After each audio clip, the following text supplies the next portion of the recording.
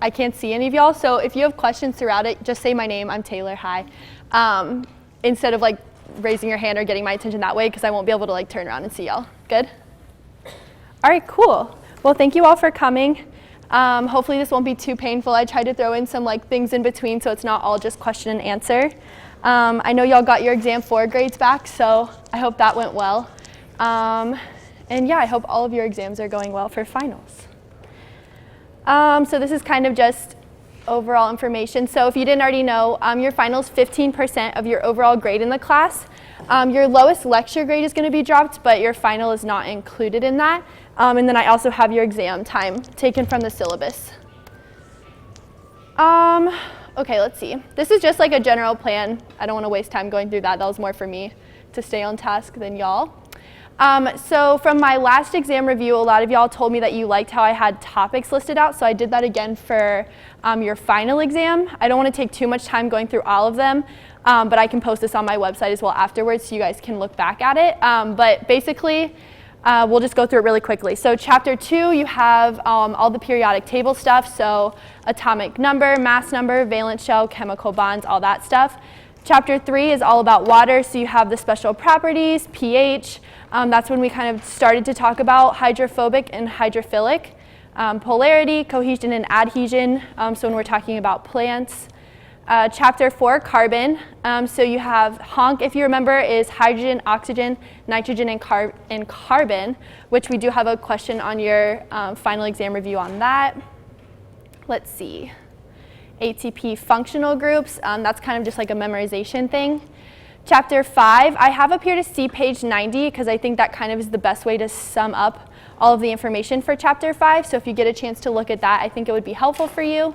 It'll have all the macromolecules, their function, and all that good stuff. Chapter 6 is all the organelles. Chapter 7, you have fluid mosaic model, osmosis, all of the tonicity problems. So if you remember, that'll be isotonic, hypertonic, or hypotonic.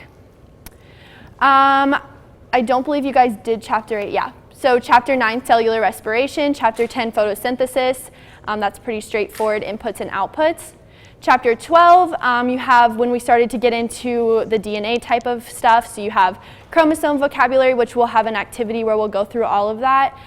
So sister chromatids, centromeres, the difference between like homologous chromosomes, diploid and haploid, all of that kind of thing. Checkpoints. Chapter 13 is meiosis, so basically same thing as mitosis, but just seeing what is specifically different for meiosis. Chapter 14 is when we started to get into basic Punnett squares, and then chapter 15 is when you got into some exceptions to just typical Mendelian genetics. And then this stuff should be a little bit more familiar to you. This is what you just had your exam on, 16 and 17.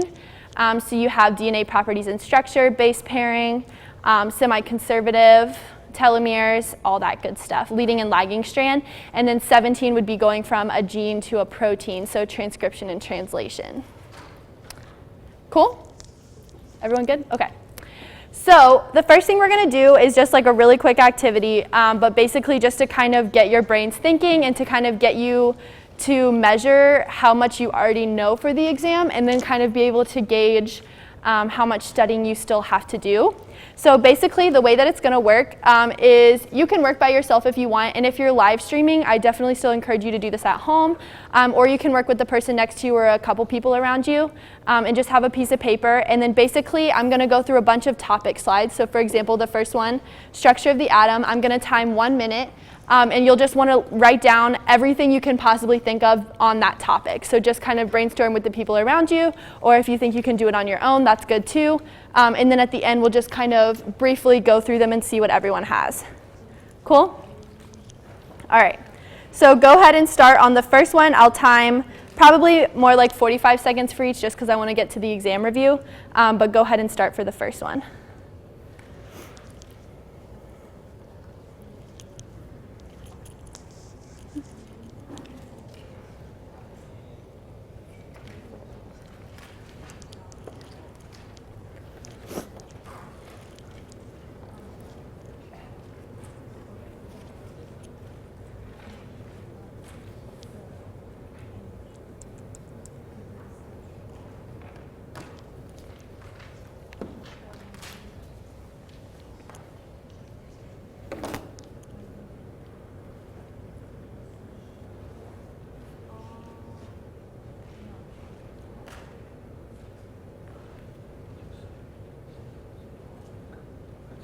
Okay, that was 45 seconds, so I'm going to the next one. Types of macromolecules. So if all you can even say is the types, that's totally fine. But if you can go further than that and say function or any other information on each one, that's good too.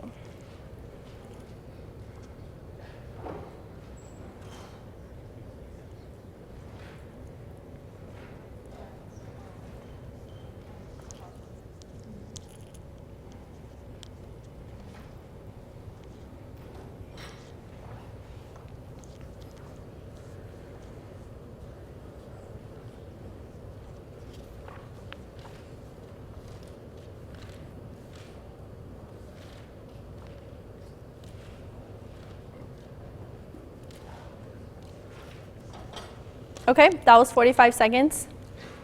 So the next one is going to be types of organelles.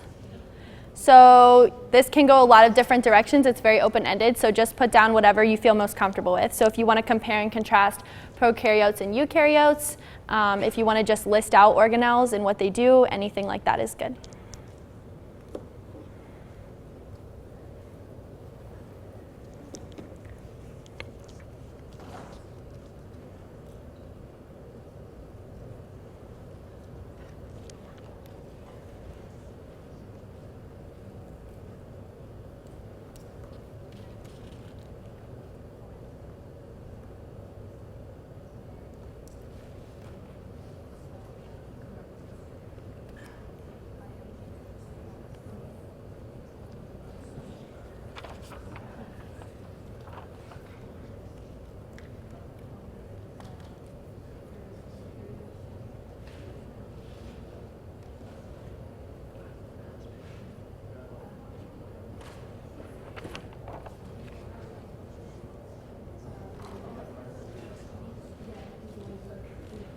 Okay, that was 45 seconds. The next one is going to be plant cell versus animal cell. So again, open-ended, just whatever you feel comfortable with, whatever first comes to your mind is awesome.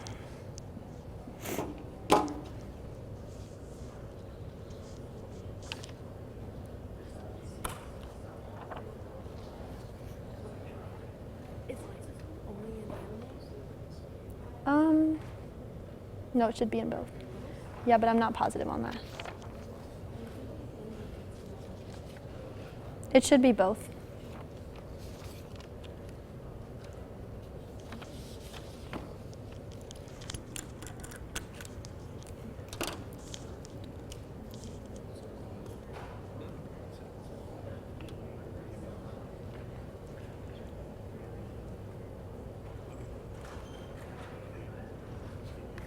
Okay. Next one is going to be cellular respiration. If you can remember inputs and outputs, awesome. That's really just like a memorization thing. It's okay if you don't know that yet. That's kind of something that's good to put on flashcards, just memorize.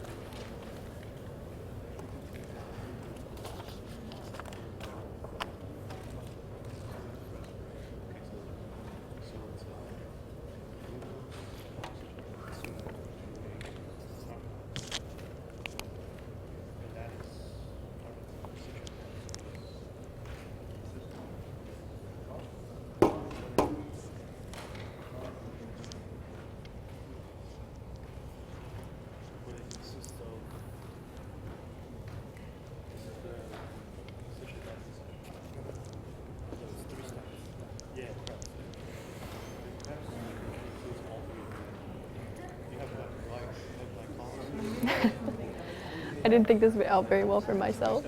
I said I didn't think this out very well for myself because now I can just sit here and watch the clock go by. Good. All right, so we're going to move on. The next one is going to be Mendel and genetics. So again, these are all super open-ended, so it's not really meant to have one correct answer. It's just kind of to get you thinking.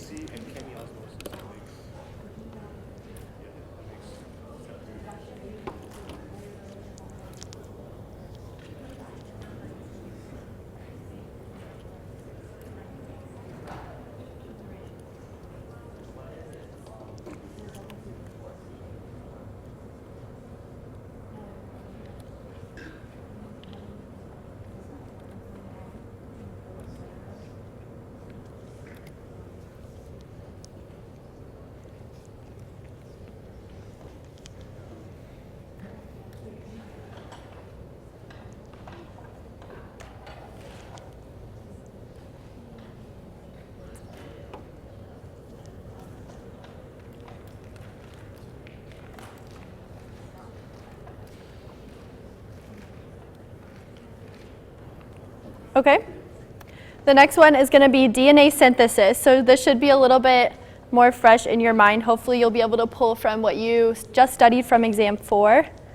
So kind of think along the lines of leading and lagging strand. What exactly is happening with that?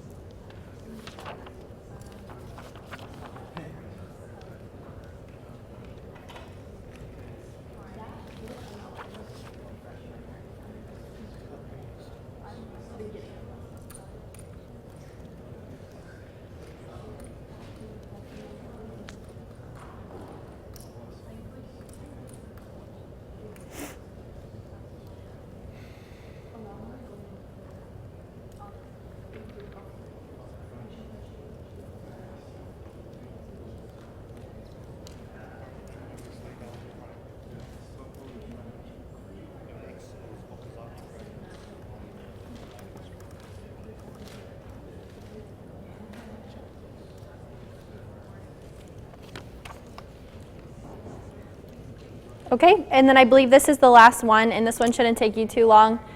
Just central dogma. So what exactly is that referring to? And then what are like the 3 parts to that? And if you're a science major, you'll continue to see this over and over again.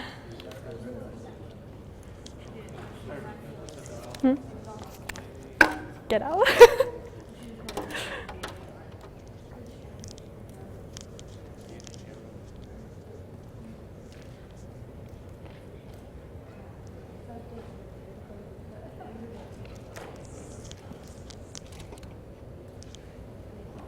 Okay, everyone good on that? That one shouldn't have taken as long. Okay, cool. So the next thing we're going to do is just kind of jump into the review guide. So what I was planning on doing, because my review guide is a bunch of questions, I just kind of put a bunch on here. I don't think we're going to get through all of them in this session, but I'm going to get through as many as I can. So I definitely encourage you to like stop me and ask me questions. I don't want to rush through it. I'd rather you understand what we go through than go through a bunch of stuff quickly and then you leave more confused than when you came. So my plan was to go through the first 20 questions and then take a closer look at mitosis and meiosis as just like a separate side note, and then come back to the review and then just answer any questions you guys have. So if you haven't skimmed through it already, maybe if you feel comfortable with the first couple of questions, like take the time now to skim through it, circle ones that look especially confusing or hard to you, and then when we come back to the study guide or the exam review, then we'll definitely go through the ones that are confusing y'all most. Sound good? Any questions before we start? Yeah, can we go through the hard ones first? Sorry? This is on, here, I'll write it up here.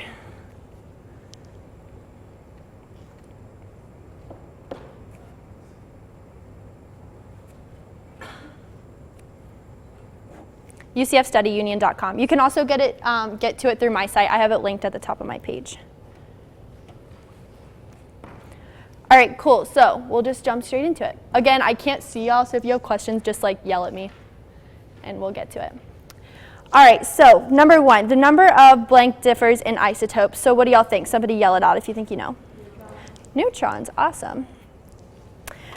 Which one of these determines the actual element, which cannot be changed without changing the element? Protons. So remember, if you change the proton number, you change the element. There's no way around that. All right, what about number 2? What is the mass number of an atom? So mass number is actually going to be D, protons and neutrons. Is everyone okay with me sliding up past the link? Does anyone still need that? Okay. So I don't know if you remember, but electrons actually, in comparison to protons and neutrons, don't have kind of like a determining weight in the atom. So when you are looking at mass number, you're looking at protons and neutrons, not electrons. Okay. Number 3, I can almost, obviously I can't guarantee because I don't see your exams, but I can almost guarantee that number 3 will be in some form, something that you'll see on your exam. This is something that she's gone over a bunch of times, and it's really easy to test on. So what are the 4 essential elements of life? Who knows? Yeah, C, awesome. And what is the, yeah, so I think Leo, that was you that said it. Awesome, honk. So hydrogen, oxygen, nitrogen, and carbon. Okay, and what else can we determine from honk other than just the 4 essential elements of life? Does anyone remember? Yeah, the number of bonds they can make. So how do I write the numbers for that? It's going to be hydrogen is 1, oxygen is 2, nitrogen 3, and carbon 4. And that's actually going to tell us how many bonds. It's going to tell you the valence number of each of these elements. So you could get a question on your exam asking how many bonds can oxygen make, or nitrogen, or carbon. And that's just an easy acronym to pull from and hopefully get it correct. All right. Number 4, which of the following describes an atom that has lost an electron and is positively charged? Cation. If you like cats, that's an easy one to remember. I don't know. That's what I've heard before. I'm allergic, so unfortunately I don't get to partake in that. Number 5, what kind of bond will form in the following molecules or compounds? So polar, nonpolar, covalent, ionic, hydrogen. And I'm going to flip the page. Oops, I didn't take the answers out of this one. Okay, cool, so we'll just talk about them. I'm sorry for that. All right, so does anyone know why CO2 is nonpolar covalent? This often confuses people. So let's go ahead and draw it first. So this is what CO2 is going to look like. Does anyone know why that this is nonpolar covalent? Yeah. Yeah, awesome, because of the dipoles. Because remember, when we're looking at whether or not something's polar or nonpolar, we're looking at electronegativity. Does anyone remember what the electronegativity trend on the periodic table is? Yeah, up and to the right.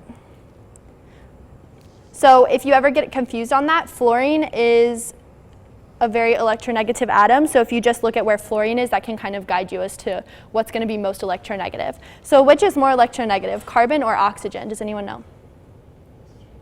Oxygen? So you could draw your dipoles like that. So even though these have differing electronegativity, you're actually going to have these pulling, almost imagine like tug of war with 2 people of equal strength. It's not actually going to go anywhere. You're not going to have it leaning more towards one side or the other, which means it's going to be nonpolar. Cool? Any questions on that? All right, what about B? So you just have 2 hydrogen atoms. So why is that nonpolar covalent? It's not a trick question. Yeah, because there's no difference in electronegativity. So this is just kind of what people normally look at and think of as nonpolar because there's no differing electronegativity. A was just a little bit trickier because even though there was differing electronegativity, they're pulling equally, so it's still nonpolar. Does anyone know how you know whether or not it's covalent or ionic?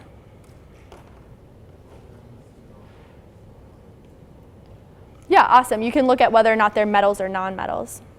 So that's kind of like an easy way to look at C because you have Ba and S. That's going to be a metal and a nonmetal, so you know it's going to be ionic. Sorry? Oh, yes, of course. If I'm not right here. Awesome. Better? Yes? Good? Okay, cool. All right. H2O. So this one is going to be polar covalent because if you were to look at how water is drawn, the electronegativity is actually going to be shared unequally, so that's going to be polar covalent. And then when we look at E, what is this going to be? It says it here.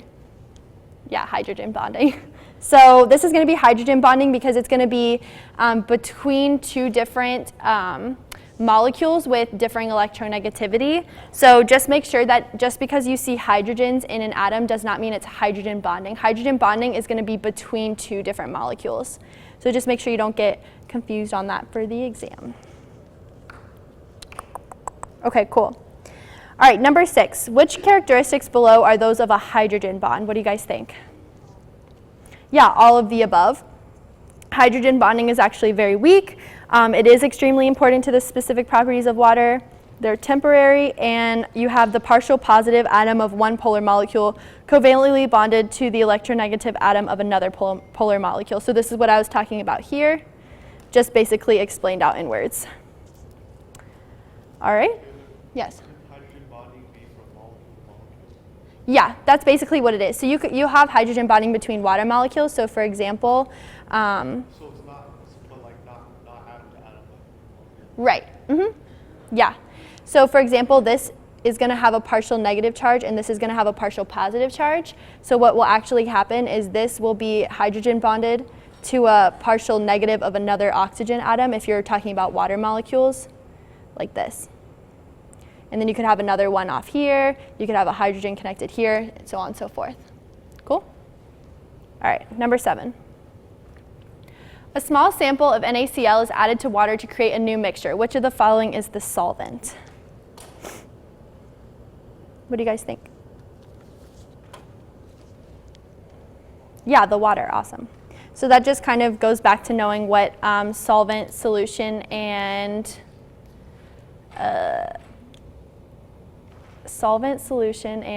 solute, sorry. Yeah, awesome. So you'll see that a lot of this is just very like memorization. It's a lot of just reviewing old topics and just, that's why it's really important when you're doing these kind of problems to test yourself first instead of just looking at the answer. Because sometimes something like that might make sense to you and then you get to the exam and you realize that you didn't actually have it memorized, you just understood it when you looked at it. So I definitely encourage you to try and answer these without looking at the answer first if you go back through it again before your exam. All right, number 8, which of the following is most hydrophilic? So what are we looking for if we're looking for something that's hydrophilic? Polarity, awesome, thank you. Because what does hydrophilic mean? Yeah, it likes water. So you want something that's going to be polar like water is polar. So which of these is going to be polar? A, awesome. Because it has this OH group right here. CH4 is going to be nonpolar because you're going to have equal dipole from each side. We already talked about why CO2 was nonpolar up here because it's also pulling equally. And then fats and oils are just always hydrophobic. All right, number 9, what does pH measure? Yeah, awesome. That's going to be C, H+ concentration. All right, what about number 10? Which of the following is an acid? So let's look at the pH for each one. So what would be the pH for choice A? It's actually going to just be 14. You can just take the exponent and write it as your pH. What about B?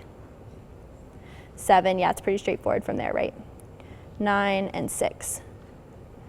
So which is going to be the acid? D. Because remember, if you're looking at the scale, if you were looking at it like this, this is going to be your most basic, this is going to be pure water, and then this is going to be your most acidic, just like that. All right. Number 11. How many times greater is the H+ concentration of a solution of pH 7 than that of pH 11?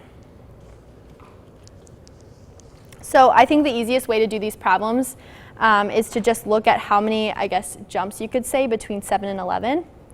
Oops, 11. So you're going to have 1, 2, 3, 4. So it's going to be the option choice with 4 zeros. So that's going to be D. Cool. All right.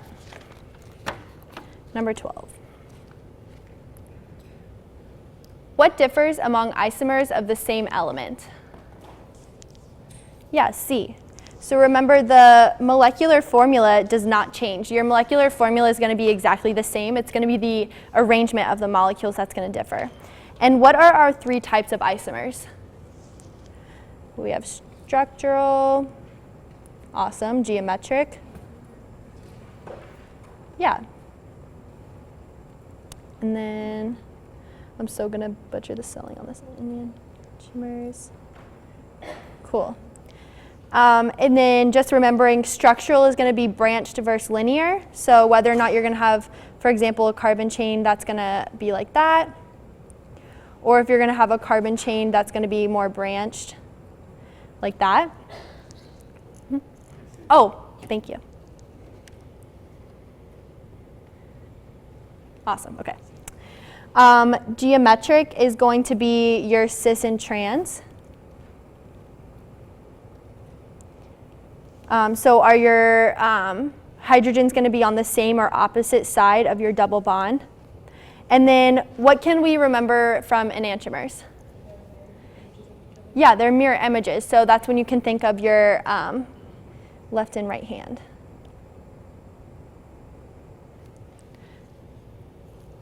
Cool. All right. Number 13. Again, please stop me if I'm going too fast or if you don't understand something. All right.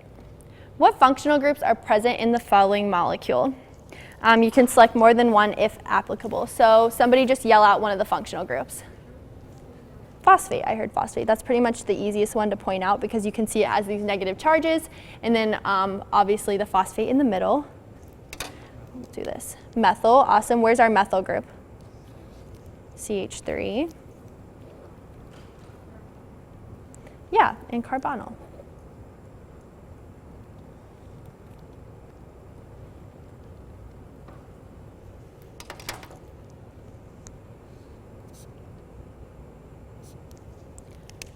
Awesome.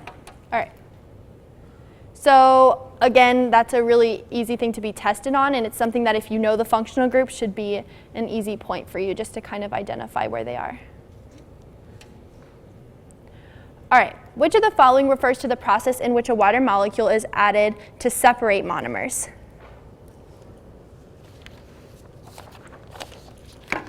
Yeah, that's going to be hydrolysis. So just remembering that hydrolysis is when you're breaking down polymers by adding water, whereas dehydration is making polymers by removing water. So I'm going to not be able to draw this very well, but for example, you have this, and you're going to have a H group on one side and an OH group on the other, if y'all remember.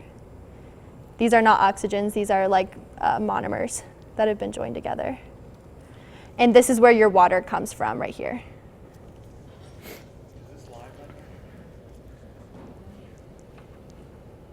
All right, 15. Which of the following does not have a specific polymer? Does anyone know? Yeah, lipids. There's really no explanation behind that, just that that's the one that doesn't have them.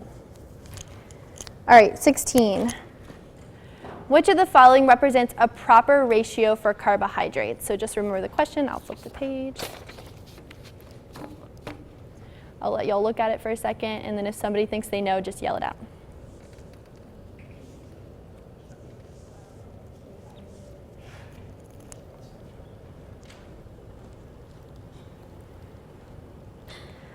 So this one's actually going to be E. It's going to be both A and D. Because if you'll remember, the actual ratio is going to be CH2O, which is answer choice D, but that can also be presented like A, C4H8O4. So don't get tricked if that shows up on your exam. This is still the proper ratio for a carbohydrate. It's just each one is multiplied. All right, 17. Which of the following is a type of polysaccharide that is extensively branched and made by animals? So this one is going to be glycogen. In your final review, if you're in Jürgen's class, that she did in class, she mentioned that she wants you to know glycogen, cellulose, and starch. So that's kind of like one of those things, again, you're just going to have to memorize, or if you want to look up videos on it, that type of thing. Cellulose is going to be straight and unbranched and only digested by herbivores. This is all in your slides too for your class. Cellulose is also going to be a source of fiber for humans.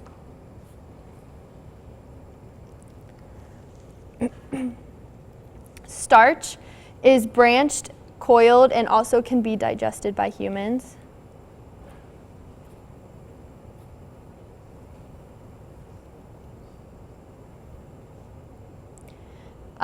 And then glycogen is just the polymer for glucose monomers. So if you have a bunch of glucose joined together,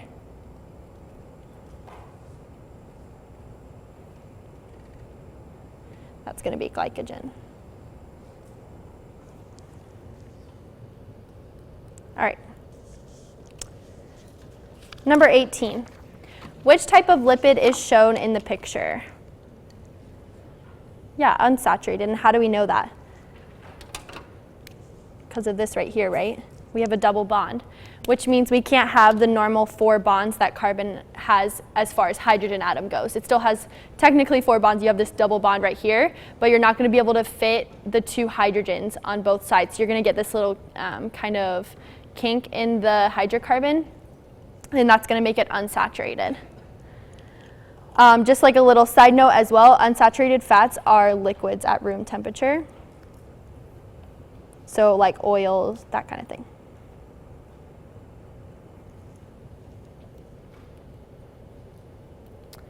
All right, number 19, true or false? Some types of lipids will mix with water due to being hydrophilic. What do you guys think? Yeah, false. Lipids are always going to be hydrophobic. You have fats and oils, all that kind of stuff that doesn't mix with water. Okay. Number 20, which of the following is not a component of an amino acid? This is kind of just something that was in the slides that I tried to throw it in question form. That's going to be the carbonyl group. Everything else is going to be part of the amino acid. Okay. Any questions on 1 through 20? Could you explain 18? 18. Yes. So if this had been a saturated fat, you just wouldn't see a double bond. The double bond is what makes it unsaturated because you're not going to have the full amount of carbons that can be around it. Are there also more hydrogens in saturated fats? Yes. All right. Any other questions on 1 through 20? Yeah. Yes, I can. Okay. So you're going to have a carbon in the middle. You're going to have a hydrogen. This is going to be your carboxyl group, your amino group, and then your R group. So each of these is a component that's added to the carbon. This is a bond to a hydrogen, sorry. Cool? Any other questions? All right, so at this point, what I wanted to do is go into another activity, but more of just trying to work out everything with like chromosomes, mitosis, and meiosis. So my plan is to kind of go through vocab, kind of the difference between haploid and diploid, unduplicated versus duplicated chromosomes, all of that. So really quickly, let's see. I'm going to turn this over. Okay. So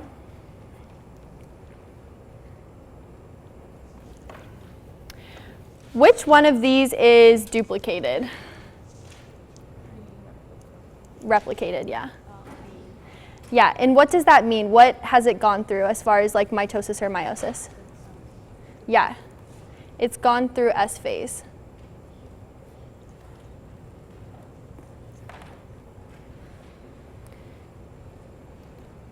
So that's going to be B. A is going to be unreplicated. These are both still considered one chromosome. So keep that in mind. If they're still joined at a centromere, they're still one chromosome. However, how many sister chromatids is B? Yeah, so this one you're going to have 2 sister chromatids, but still one chromosome. And the reason that it's important to understand the difference is because when you're going through mitosis and meiosis, even if you forget the patterns of like knowing how many sister chromatids, how many chromosomes after each phase, you can just think about it logically this way, and it'll be a lot easier to get those answers correct on your exam. Actually understanding why it is the way it is, why after anaphase this is considered 2 separate chromosomes, because then it's going to pull apart and it's going to become this instead of this. It's going to go from this to this in anaphase. So now it's gone from 1 chromosome to 2, and that's why right after anaphase, for a brief period of time, you have double the number of chromosomes. And then after cytokinesis, they're going to form their own. So that's kind of just like a really quick run through of that. Does anyone know what it means to be haploid or diploid? What? You were so confident. You got this. You have both sets of chromosomes. When haploid, you only have one set of chromosomes. Yeah, awesome. So if you're diploid,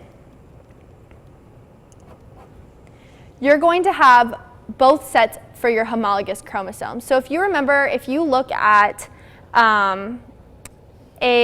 if you guys remember that huge chart that basically had all of your chromosomes, so it will have like 2 here, and then it'll have like 2 smaller ones, and then it'll have like maybe like this. And these would be like your chromosome 1, your chromosome 2, chromosome 3. I don't know if that's ringing a bell for y'all, but it's like that huge map that goes through all the human chromosomes. It's called a karyotype. Each of these are sets of homologous chromosomes. Usually they're the same size. And what else is distinguishable about homologous chromosomes? Yeah, you're going to have your different alleles, but the same gene. So for example, these 2 lines that I drew here might both code for hair color, but one might be brown and one might be blonde. It's a little more complicated than that in the real world, but just for example, you're going to have 2 different versions of the gene, but the homologous chromosome, they're going to code for the same thing, whether it's hair color, height, genetic diseases, anything like that, it's going to code for the same thing. So when you're diploid, all that means is that you have both copies. So you have in your cell, they're going to be the same size if you remember. Now they could be in the replicated phase, so don't let that confuse you. So they could also look like this, and all that means is that they've gone through S phase. So they have sister chromatids now, but they're still homologous chromosomes. You still have that allele, or those genes that have different alleles. So, yes? Yes. Yeah, loci basically just means the specific place on the chromosome where you have the same gene. So this is like a specific loci right here. Or loci, I think is actually how you pronounce it. Okay, so if you're diploid, that means you're going to have both sets of homologous chromosomes in the same cell. You might also have another set of homologous chromosomes. But that's basically diploid. Haploid, however, you're not going to have that. You're only going to have one copy. It's not going to have its pair. Again, they might still be duplicated, so you might still see this form, the duplicated form, but that doesn't mean that this is diploid just because it's replicated. It's only diploid if it has its pair, if it has its homologous pair. And this comes into play when we talk about mitosis and meiosis, because is mitosis ever haploid? No. Mitosis is always going to be diploid. What about meiosis? Yeah. Awesome. It's going to start as diploid, and then after your first round of division, after your first meiosis 1, it's going to become haploid. So it's important to understand the difference. Okay, so now I'm going to switch over really quick to the computer, maybe. Okay, so we kind of already went through all these terms. One other thing, non-sister chromatids just means it's a homologous, they're on homologous chromosomes, but they're not attached at a centromere. And then tetrad is just when 2 homologous chromosomes are attached. So when you're going through crossing over, that's when you're going to have that kind of tetroid. So what do you guys think about this? Is this a diploid or a haploid cell? It's going to be haploid because they don't have their pairs. All right, what about this question? Chromosome A contains genes for the eye color of brown. Chromosome B contains genes for hair color of brown. Chromosome C contains genes for eye color green. Which of the following is true?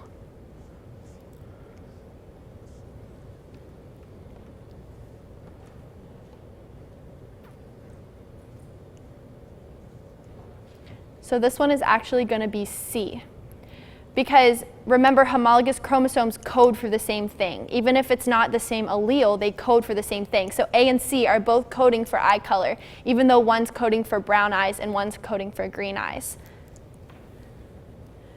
All right, what do you guys think about this one? Crossing over occurs between which of the following?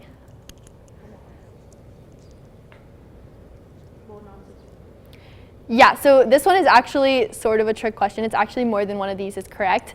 It's actually going to be non-sister chromatids on homologous chromosomes. So I'll switch back to the dot cam super quick to show you what that means. So for example, you have homologous chromosomes like this. So actually I should have drawn it like this because they'll be attached at a tetrad when crossing over is taking place. So does anyone remember what these sites right here of association are called? Oh, sorry. What these sites of association here and here are called? Yeah, it's where crossing over takes place. It's actually called the chiasma. But I just got really sidetracked. Okay, so crossing over is going to happen between non-sister chromatids because remember, they're sister chromatids if they're attached at the same centromere. These two right here, this sister chromatid and this sister chromatid, are not attached at the same centromere. They're homologous chromosomes, but they're on non-sister chromatids. Does that make sense to everyone? Cool. All right, so we'll switch back.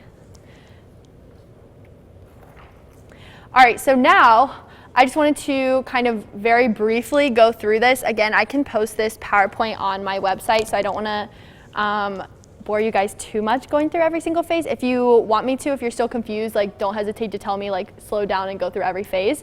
But I'm sure you guys want to get through review questions as well, so I don't want to waste your time. All right, so let's do this so it might be a little easier to see. All right, so a somatic cell has 16 chromosomes, 2n equals 16, and it's asking how many chromosomes and chromatids are present at and then each of the phases. So this is a really good exercise to go through and make sure that you can answer any multiple choice question asked about chromosome number. So she's only really going to pick from one of these for like a multiple choice question. She might ask, a somatic cell has 16 chromosomes, 2n equals 16, how many chromatids and chromatids are, or how many chromosomes are present after anaphase? But it's important to know how to do all of them so that no matter what question is asked, you know how to answer it. So what do you guys think for G1 phase? How many chromosomes and chromatids? 16 chromosomes and no chromatids, because remember, we haven't gone through replication yet, so we're still in that unduplicated phase. What about S phase? Awesome, 16 chromosomes and 32 chromatids, because now we're in that duplicated phase, so we're going to have 2 sister chromatids per chromosome. What about C? Has anything changed? What about D? Has anything changed? What about E? Has anything changed? No, right? So all the way from C to E, from G2 phase to metaphase, nothing has changed regarding chromosome or chromatid number. We're still going to have the 16 chromosomes and 32 chromatids because nothing has happened that would change our chromosome number. Did somebody say something? Yeah.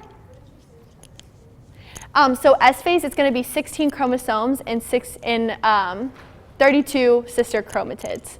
Yeah, because if you remember the drawing of the duplicated chromosome, for every one chromosome, you're going to have 2 sister chromatids. So our chromosome number is the same, but it's doubled for chromatids.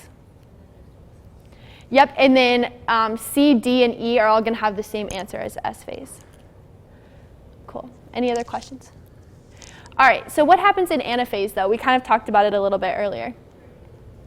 Yeah, our chromosome number is going to double because we don't have sister chromatids anymore. Our chromosome is actually going to split, and it's actually each sister chromatid is going to be considered its own chromosome. So we're going to have 32 chromosomes now and no sister chromatids. And then for telophase, all that really changes is that 32 chromosomes, it's going to split into 2 cells. So you'll have 16 in each. And a good check for mitosis is making sure that you're ending with the exact same thing you started with, because remember, the product of mitosis is 2 daughter cells that are genetically identical to the parent cell. So this is it written out as well. Don't worry about the pairs. That doesn't really matter for mitosis. So you'll see at anaphase you have 32 chromosomes, 16 are moving to each end. So you have 32 chromosomes, but I just wrote that in to just kind of show you that it's only like that temporarily, because then after telophase and cytokinesis, it's going to split down the middle and you're going to have 16 in each cell. Does anyone need this up for longer? Okay, you're fine.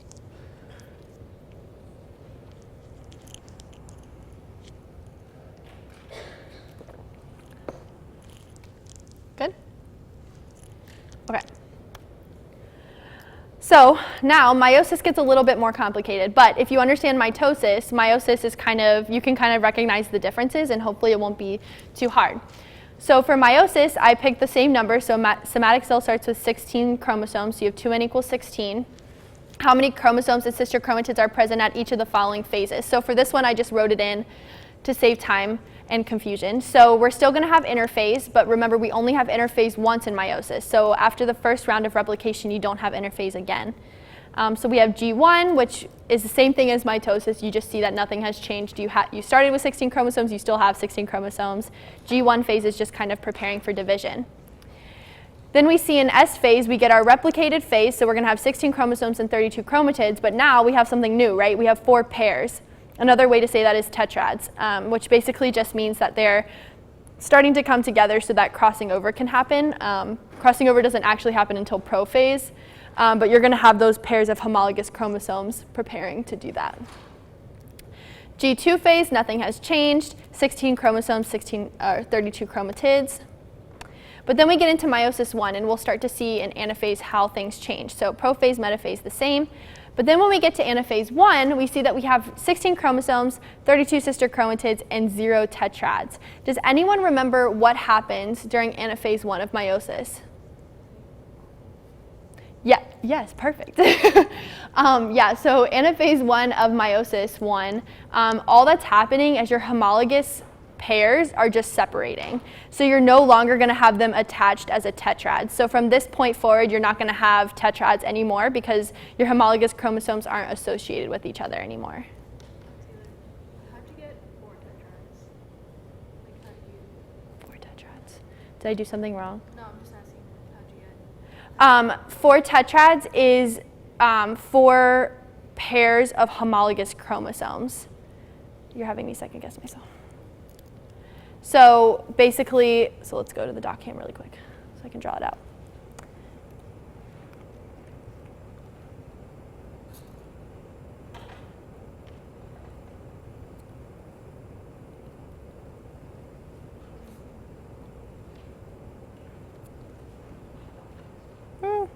My drawing skills are so good. Okay, so these are your 4 tetrads. So you have Oh, okay. Yeah, you caught me. So actually, this should be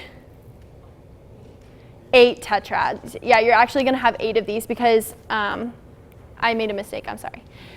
So it doesn't really make that big of a difference, though. If you understand what tetrads are, it shouldn't confuse you at all that I put 4 instead of 8. Basically, I just counted the chromatids instead of the chromosomes. So this is a tetrad, this is a tetrad, this is a tetrad, this is a tetrad. You'd actually have 4 more because you have 16 chromosomes total. So I would need more because right now I only have 8. I have 1, 2, 3, 4, 5, 6, 7, 8. So I would need 4 more pairs to make 16 total. Does that make sense? Sorry, I didn't mean to confuse y'all on that. Thank you for catching me. Yeah, so we'll go back to the computer really quick so I can show you exactly what is wrong. And I'll update this before posting it to my website. So here where it says 4 tetrads, this should actually be 8. Same here, 8.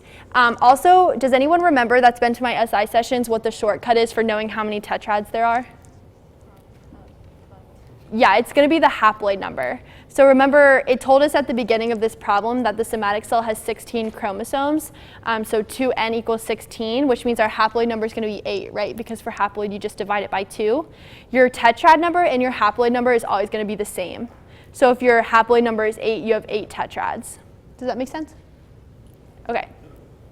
Yes? There are no tetrads in mitosis. Right, no tetrads in mitosis because no crossing over. Okay. Let's see, where was I? Okay, so for anaphase 1, all that's happening is that your homologous chromosomes are not tetrads anymore, so nothing is changing other than that. And then in telophase, this is when you're in cytokinesis, this is when your cell becomes haploid. So now we're only going to have 8 chromosomes and 16 chromatids per cell. Also, there's a lot of really good simulations and explanations too on YouTube. So like if this is still confusing you and you're a visual learner, because I know for me, like just looking at numbers doesn't really it doesn't really work. So if you go onto YouTube and type in literally meiosis, there's 1,000,001 videos that can probably help you to visualize it better. Okay, mitosis 2. So we're starting with the 8 and 16 now. Again, nothing's going to change until we get to anaphase, and then we're going to see something very similar to mitosis. We're going to see, is this wrong as well? I'm going to feel so bad if this is also wrong. 8 chromosomes.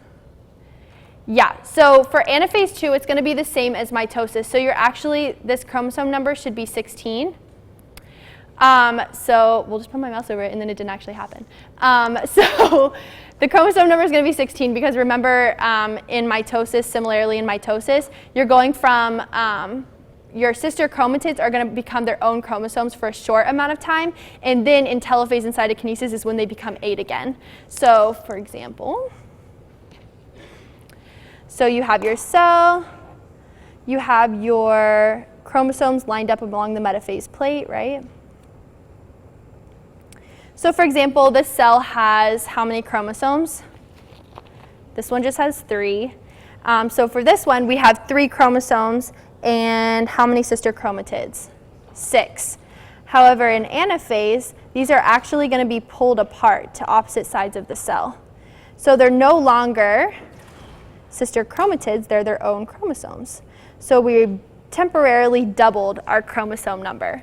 We went from 3 chromosomes to 6 chromosomes. And then in cytokinesis, it just splits it down the middle so that we're left with 2 cells that have 3 chromosomes each. Does that make sense to everyone? Okay, if you're confused, please stop me because I don't want to confuse you. And again, I will change these numbers before I upload it, so that don't if you're confused on this, don't write down the numbers, just wait until I post it later and then compare. Okay, so the bottom question just says at which phase of meiosis do the cells become haploid? And the answer is telophase and cytokinesis 1.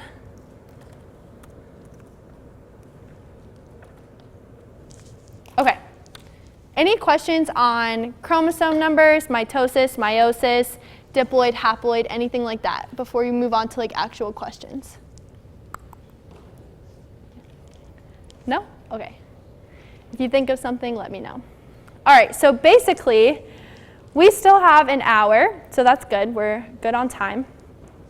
So what I want to do, because I don't even know if an hour is enough to get through the entire study guide, so what I want to do is ask y'all what specific questions on the study guide you're having trouble with, and then we'll go through those first, and then if we have time, we'll go back through and kind of fill in the gaps. So if y'all want to just start yelling problem numbers at me, I'll go through whatever y'all want me to go through.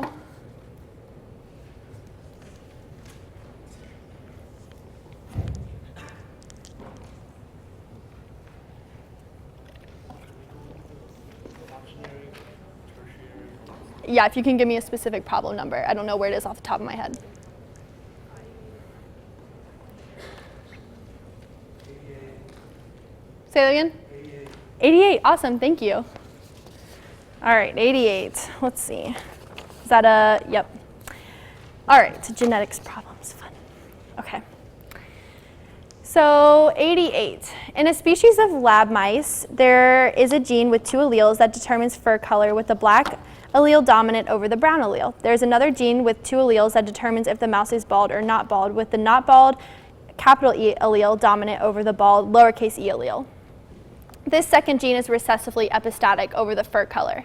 If you breed a black mouse that is homozygous black for the fur color gene but heterozygous for the epistatic gene, with a brown mice who is also heterozygous for the epistatic gene, what is the expected phenotypes in the offspring? So this is a really long question, but I promise once we break it down, you'll see it's not as intimidating as it seems. Let me just pull up my thing here. Okay. Okay, awesome. So let's see, what's going to be the best way to do this? Let's do this. Okay, so can anyone tell me what exactly epistasis is? The gene that overcomes the other gene. Yeah, awesome. It's a gene that masks another gene, which is shown here, right? Because you have color genes, but then you also have a bald gene. So obviously if you have the bald gene, you're not going to be expressing the color gene.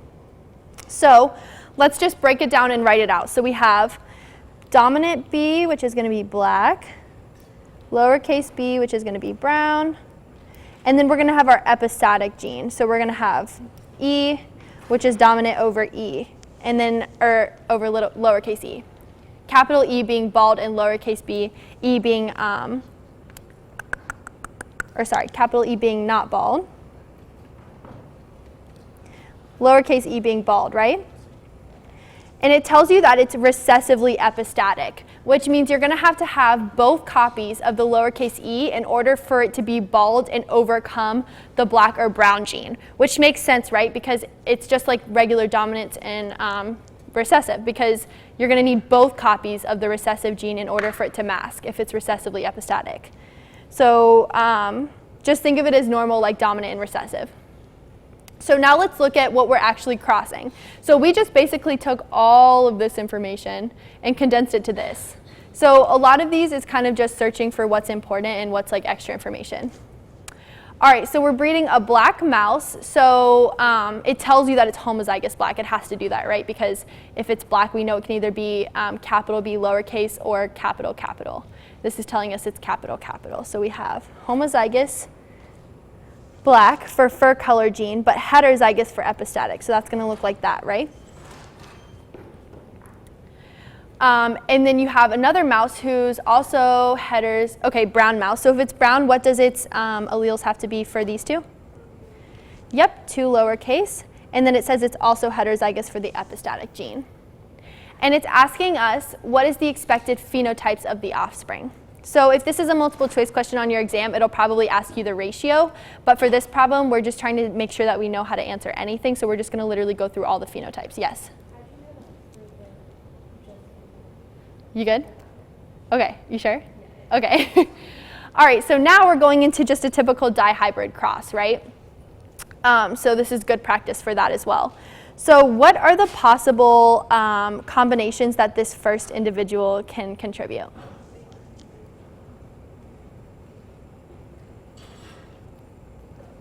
That's it, right?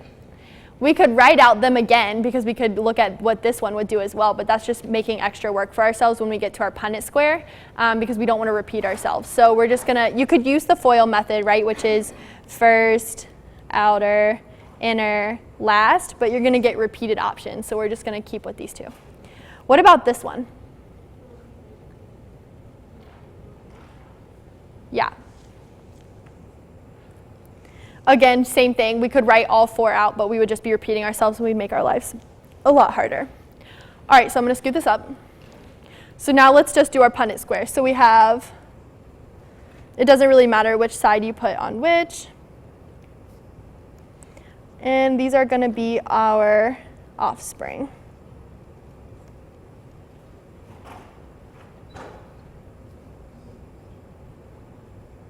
Does everyone agree with that?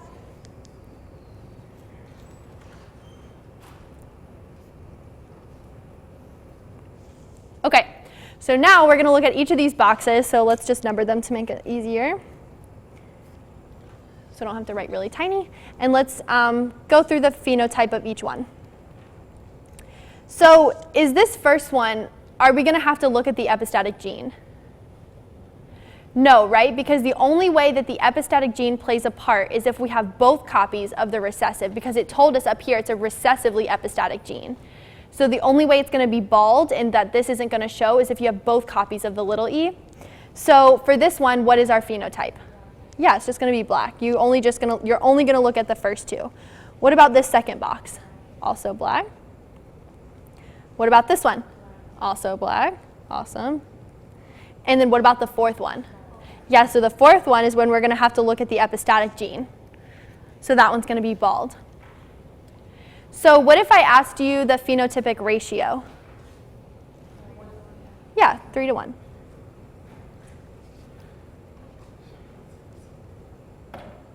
So we just took a really long, seemingly complicated problem, and we broke it down to just a simple dihybrid cross and just looking at the epistatic gene. Does that make sense to everyone? Does everyone feel a little more comfortable with that? Cool. And there's a really good chance that she could just give you a dihybrid cross on your exam. So this was a good problem in that it kind of broke down two different skills that you'll need for your exam. She could ask you like a regular dihybrid cross question, and she could also ask you just like a definition question for epistasis, but this kind of gives you all the possibilities. Any more questions on this one? Okay. What problem do you guys want to do next?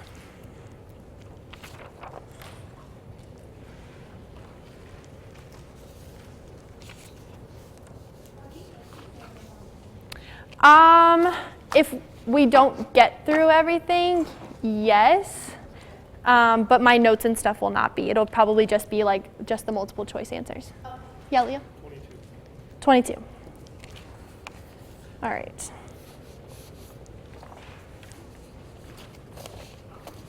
Perfect, okay. So 22, which type of structure shows the linear chain of amino acids joined together by covalent bonds? So what do you guys think for this one?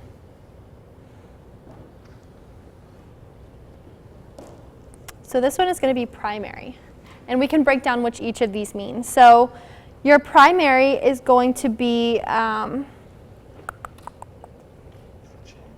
that's just going to be your polypeptide chain. So if you remember in translation, this is what comes out, primary structure. When you're building that polypeptide chain, it's just linked amino acids. There's nothing too complex about it. When we get to secondary structure, we're going to be talking about hydrogen bonds.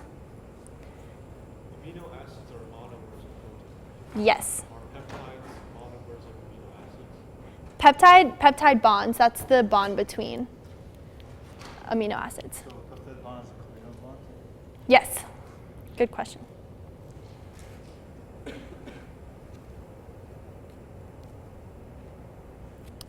And I forget what page it was. I think it was page 90. Hold on, I can actually check for you really quick.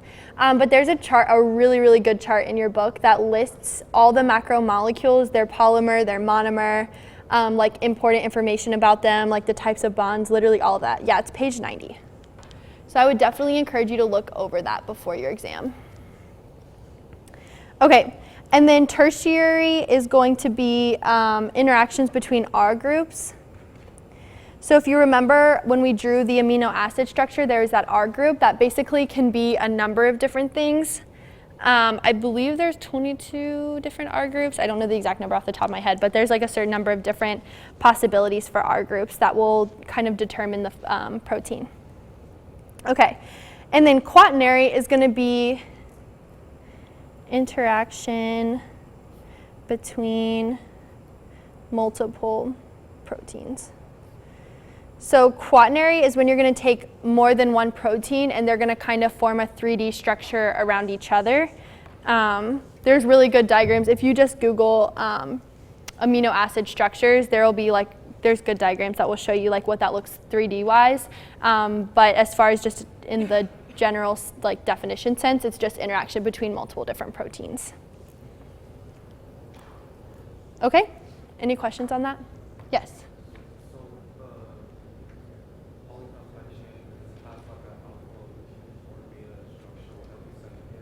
Yep, that's secondary, alpha and beta. Good job. That's the alpha and beta pleated sheets. Good question. Any other questions? Comments, concerns?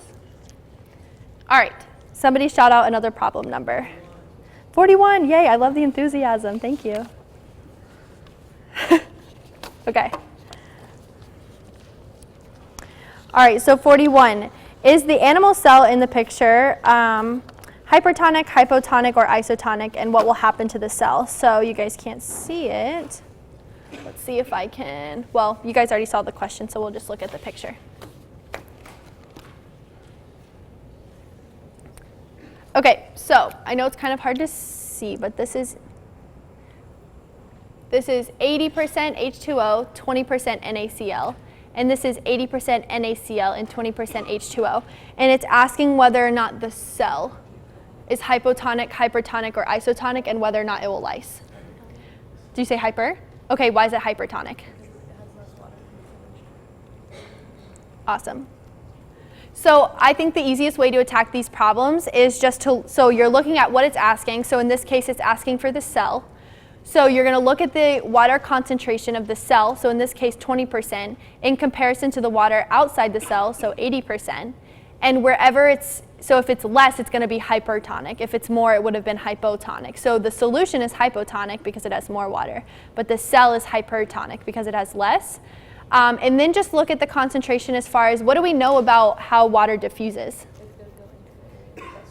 Yeah, it's going to go from high to low concentration. So follow the water. So we're going from high to low concentration. So if you were to draw that, it would look like this. So if water is rushing into the cell, what do we think is going to happen? Yeah, it's going to lyse. It's going to burst. So that would be the answer to that question would be, if the cell is hypotonic, it will shrivel. Yes. So 41 is going to be A, hypertonic and lyse, because it's asking for the cell. Okay?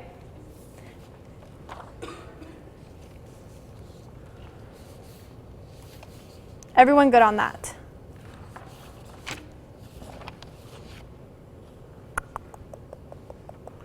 Make sure I don't get my papers out of order. This is going to be really difficult here. Okay. Somebody give me another question. 55? Okay, cool. Thank you.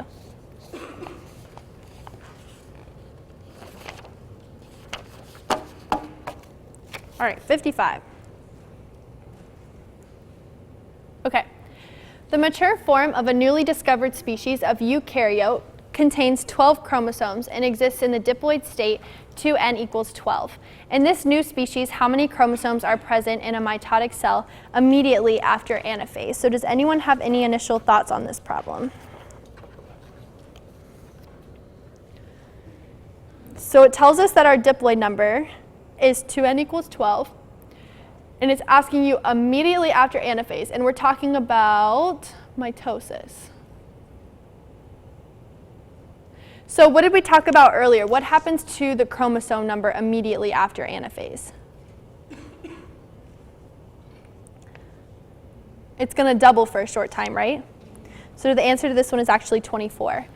So it kind of goes back to, let's see if I can find that I drew. It goes back to this right here. You're going from your replicated cell, so with what you started with, you would have, remember our one for this one is 12. So you would have 2n equals, you would have 12 of these aligned along the metaphase plate. And then they're going to split. They're going to be pulled to opposite sides of the cell. This hasn't happened yet because we're talking about just after anaphase. So telophase and cytokinesis hasn't happened yet. So this is all one cell. So when these separate and they become they're not sister chromatids anymore, they become their own chromosomes, it's going to temporarily double that number. Just like from here we went to 3 to 6, we're going to go from 12 to 24. So that's anaphase. And the same type of thing happens in meiosis 2 of meiosis. Or sorry, anaphase 2 of meiosis. Okay. Does that make sense, whoever asked that? Okay, cool. All right. Somebody give me another one.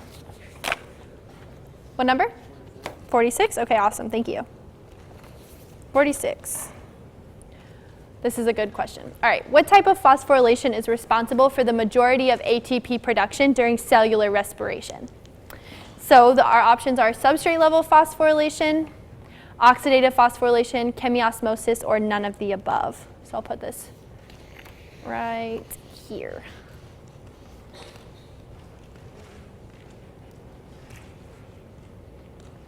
What do you guys think?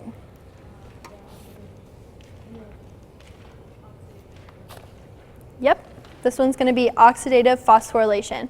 So this one is kind of, again, like a tricky question, but the only reason I'm doing this, I don't think she would try and trick you like this on the exam, but I'm doing this to kind of get you thinking. Because remember that chemiosmosis is the overarching process, but oxidative phosphorylation is the part of chemiosmosis that actually makes the ATP. So if you remember, substrate level phosphorylation and oxidative phosphorylation are the two types of phosphorylation we talked about in this class. Substrate level is just what you like what it says, substrate level, so you're going to have an enzyme and a substrate. Oxidative is what happens in chemiosmosis. So if you remember, you have the electron transport chain. This is an obviously very simplified drawing. You're going to have ATP synthase.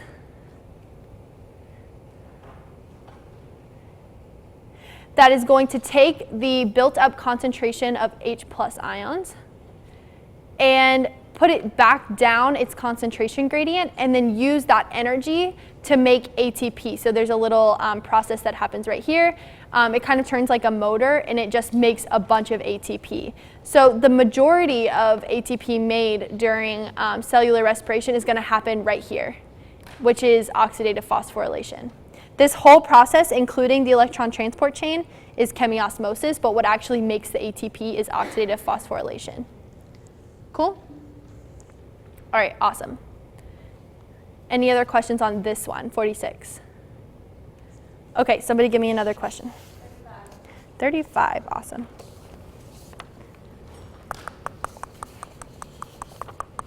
Okay, this is another good one.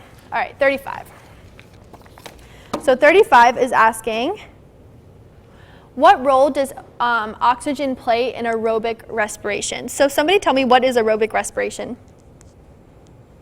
Respiration that requires oxygen. Yeah, it's basically just cellular respiration. It's just like another way of saying it.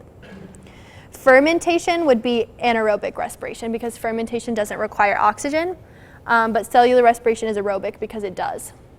And then what role does O2 play? So there's actually one more answer choice, or two more. Yeah. So 35, what do you guys think? A, B, C, D, or E?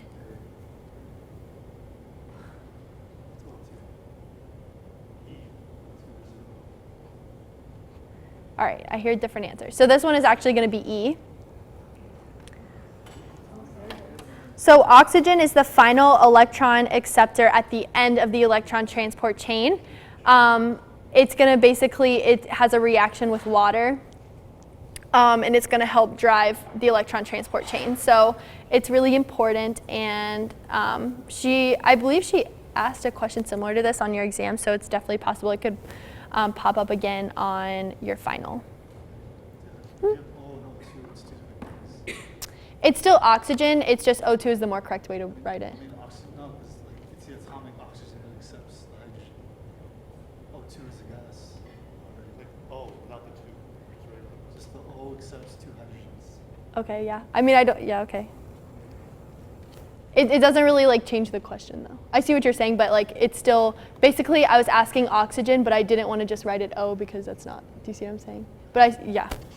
I mean, on a real test, that would confuse a lot of people.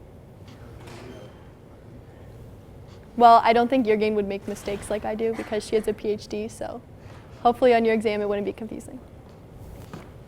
Okay, give me another question. 37, thank you. All right. Which of the following is a characteristic of an integral protein? What do you guys think?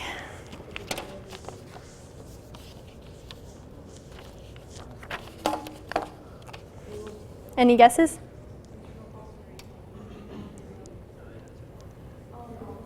Yeah, awesome. All of the above. Yeah, so remember that we have integral proteins, we have proteins that just sit on the top. There's the different kinds, so just kind of look back at that, review that. It's definitely important. Also know like how carbohydrates, I think that's, yeah, so the next one, we'll actually just go into the next one as well. So for 38, for example, this one asks specifically about carbohydrates and their role in the cell membrane, because remember, when we're talking about the fluid mosaic model, there are a lot of things that go into the cell membrane. So carbohydrates is one of those. And for 38, this is actually going to be D, because it's asking which is not true of carbohydrates, and they're not transmembrane. But all of these other ones are true. They're found on the extracellular side. They can attach to lipids and proteins to make glycolipids and glycoproteins, and they aid in cell-to-cell recognition. So just kind of looking at the different components of the fluid mosaic model of the cell membrane and looking at kind of how those play a part. But yeah, integral proteins are going to be transmembrane, so they're going to go, what does transmembrane mean? Does anyone know? Yeah, perfect. It's going to go all the way through, which kind of answers A and C, right? It's going to bind to the hydrophobic region of the cell membrane, and it's going to penetrate the nonpolar region of the cell membrane, and that's because it's transmembrane. Those little things that reside inside the tails, the non-polar tails, are those cholesterol? Sorry, I didn't get the question. Say that again. So like, I don't know how to explain it. Like the things, like, you know, transmembranes, like the integral protein goes all the way through. But like there are some like proteins that like, not proteins, but like things that like, they're just inside. They just live inside. And what were you asking? What are they? Are those things cholesterol? Oh, yeah, yes. I see what you're saying now. Okay, so you have your cell membrane, and then you have so you have things that go all the way through, and then you're talking about like the little ones that sit inside, right? Yeah. Yeah, and do you remember what those do? So they're gonna regulate fluidity. And what did you say that they are? Yeah, cholesterol. Awesome. Yeah, so cholesterol is going to regulate fluidity inside of the cell membrane. Yeah, just like a memorization type of thing. Yes. Yeah, so we can go ahead and do 39 too. Okay, so pinocytosis, does anyone know? Okay, so our options are cell eating, taking large chunks of stuff. I know that's a very proficient answer choice. Taking large chunks of stuff into the cell at one time. Cell drinking, taking small chunks of stuff. I didn't put a lot of thought into the wording of these answer choices. Take small chunks of stuff into the cell membrane one at a time, usually liquid. And then also A and B or C and D. So what do you guys think? Yeah, F, awesome. It's gonna be C and D. Cell drinking, and then it takes small stuff. So while these are not as specific, what is our kind that is very specific?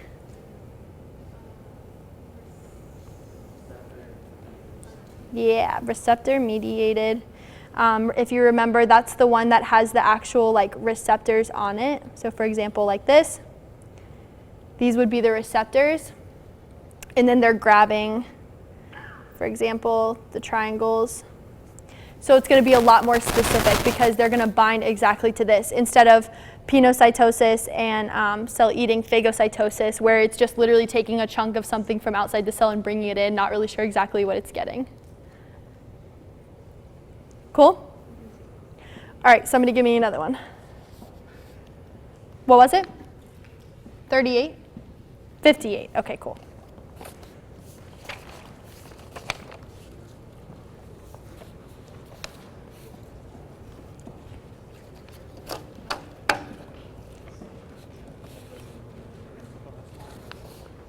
Okay. My papers are very out of order. Okay, 38. Which of the following, 58. Which of the following is not one of the things that the gap 1 checkpoint looks for? So what do you guys think?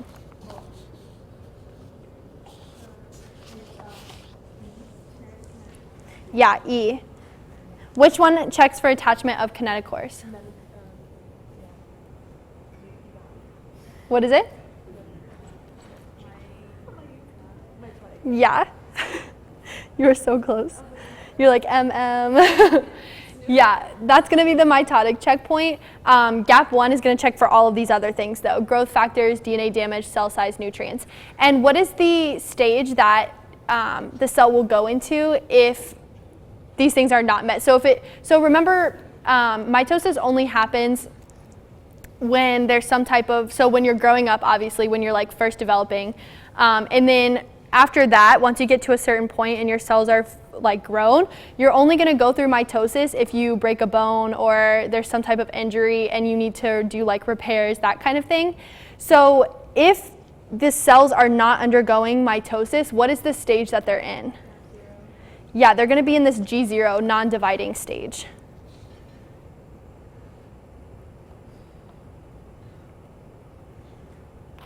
Does everyone remember that? So, yeah, nothing much else really to say about it. G0 stage. All right. Somebody give me another one. 52. All right, awesome. Good one. Okay. Which choice below properly matches the stage of mitosis with its description? So we have telophase, formation of 2 nuclei. Is that true?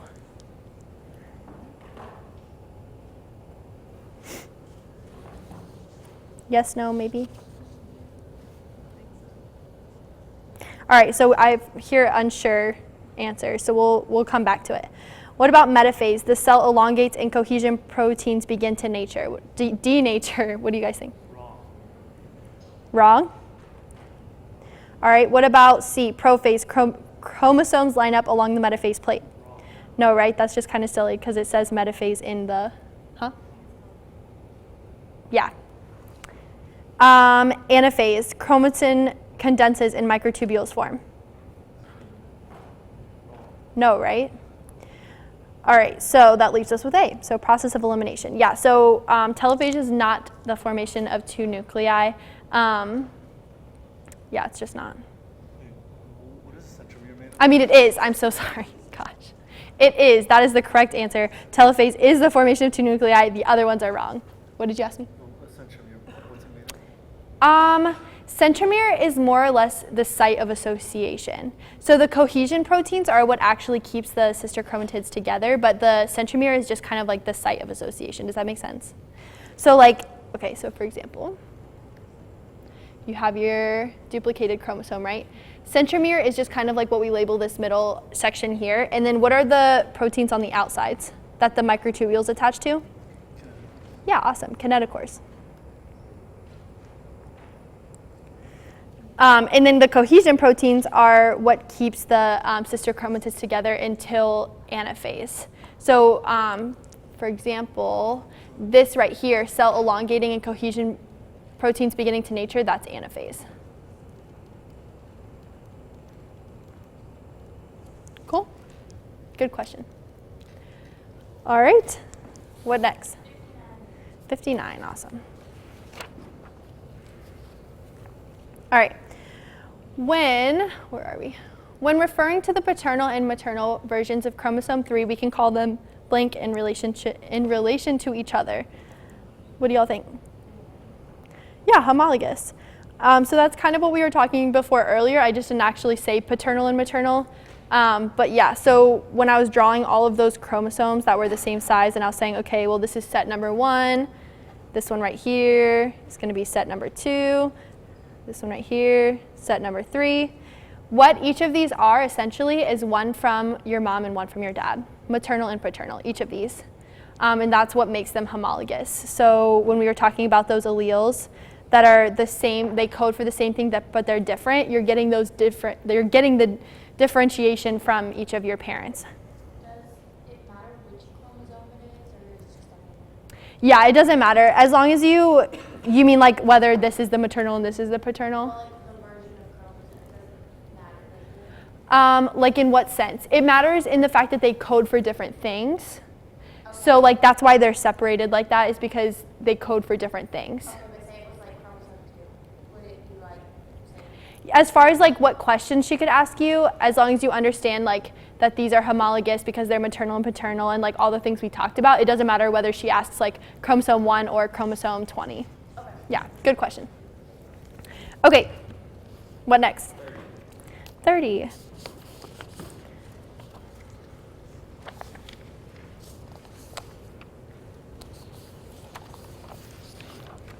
Okay. Which type of ribosomes usually make proteins that are sent out of the cell? If you were at my last SI session, you should be able to answer this. Yeah. Awesome. This is going to be bound chromosomes, or ribosomes. So you remember when we were talking about kind of the whole process about how proteins are sent out of a cell, we talked about how they kind of go through the rough ER, if you remember.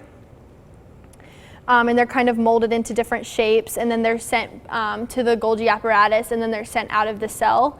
That's all through bound ribosomes that are found in the rough endoplasmic reticulum. So then what do free ribosomes usually make proteins for? Yeah, they're going to make proteins that are going to stay within the cell and have functions within the cell. Any questions on that? Okay, cool. Give me another number. Oh, yeah, Taylor. 60, yes. Can you explain what makes a free ribosome free? Just that they're not bound to the ref ER. Yeah. Good question. All right, 60.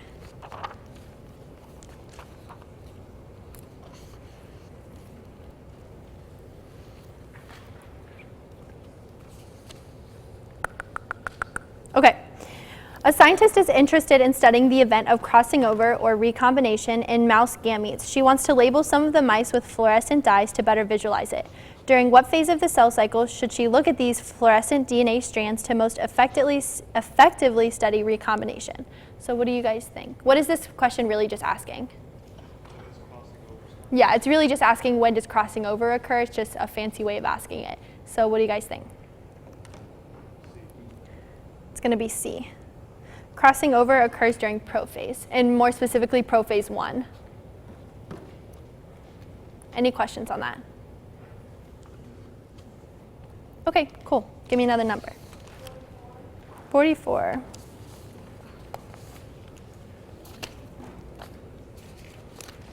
All right. All right, which of the following is the substance that is produced by the oxidation of pyruvate and is then fed into the citric acid cycle? Yeah, acetyl-CoA. So remember when you're going through the cellular respiration, you have glycolysis. Oops, I cannot spell today. Glycolysis to citric acid cycle to what? Yeah. I'm going to abbreviate oxidative phosphorylation, which altogether is what? Chemiosmosis, right? So in this kind of middle step right here in between glycolysis and the citric acid cycle, you take pyruvate, which is a product of glycolysis, and you're going to make it into acetyl-CoA because pyruvate is a product of glycolysis. Acetyl-CoA is it's what's going to go into the citric acid cycle. So you have to have that kind of like middle step right there to explain why that happens. So you're going to have pyruvate converted into acetyl-CoA. How many acetyl-CoA are fed into the citric acid cycle at a time?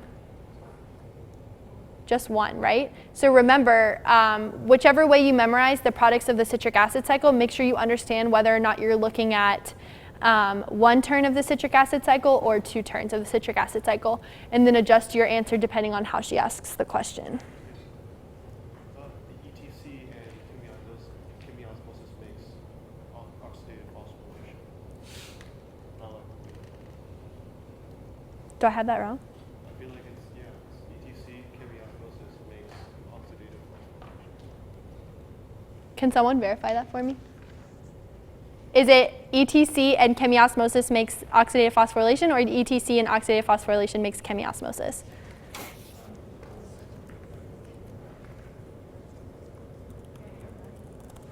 Yeah, I'm pretty sure that's correct because oxidative phosphorylation is what actually creates the ATP. So I don't think it would make sense for it to be the whole thing. I mean, I definitely could be wrong, so please somebody correct me if I am, but I'm pretty sure that's correct. Yeah, I remember from another SI session, or maybe you had it wrong then. Did you look it up? I was asking if you were looking it up, you were on your phone, I didn't know. Can anyone verify that for me for sure? Yes.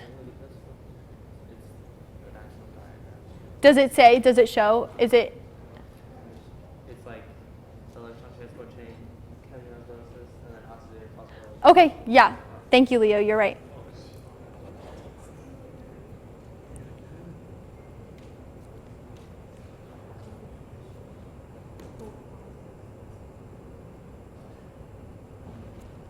Okay, so we looked it up in the book, so we know this is right. So we're going to have ETC and chemiosmosis, and then the entire thing is oxidative phosphorylation. I don't think she would try and trick you on an exam, so hopefully I didn't confuse y'all too much, but this is the correct way to write it. Any questions on that? 67? Cool. Thank you, Leo, for catching that. You don't want to have it wrong. Yeah, you got my back. All right, 67. Which of the following explains why XXX females usually go undiagnosed? So this is a really important topic that we went over. That was a big part of genetics. So does anyone know?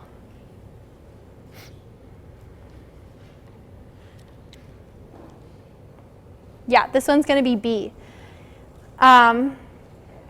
Remember that, so this goes into what concept? What is the concept called? It starts with a B. Yeah, bar body. Thank you to whoever said that. So remember, if you have an XX female, how many is going to be inactivated? 1. Yeah, 1. You're good. I still like the confidence. Yeah, you're gonna inactivate 1. If you have 3 X's, you're just going to end up inactivating 2. You're still going to be left with 1 X. So you're really not going to see drastic phenotypic changes between this individual and this individual, which is why it usually will go undiagnosed. So that was kind of just like a roundabout way of asking if you knew what a bar body was and how that impacts phenotype and genotype and all that good stuff. Yes. Okay. 68. All right, cool.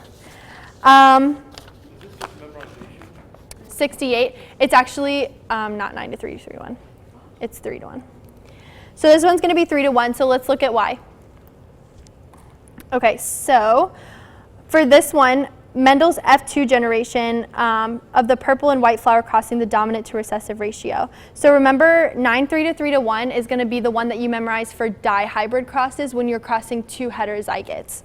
So this would be like AABB crossed with AABB. That's when you're going to get the 9 to 3 to 3 to 1 ratio. Because remember how we talked about before how you don't want to write out an entire 16 whatever box Punnett square if you have 2 heterozygotes. So you can just memorize that this is the ratio if you have this. However, we're looking at Mendel's crosses. So let's look into it. So we have our P generation first in Mendel's, right? Which is just 2 true breeders. So for example, 2 dominant A and 2 recessive A. And then we're going to go into our second generation, which is going to be, so when we cross all of our dominant and recessive A's, the only offspring that we're going to get is this heterozygote. And then for our F2 generation, we're going to be crossing 2 progeny with each other. So we're going to be doing AA with AA. So what does that actually look like?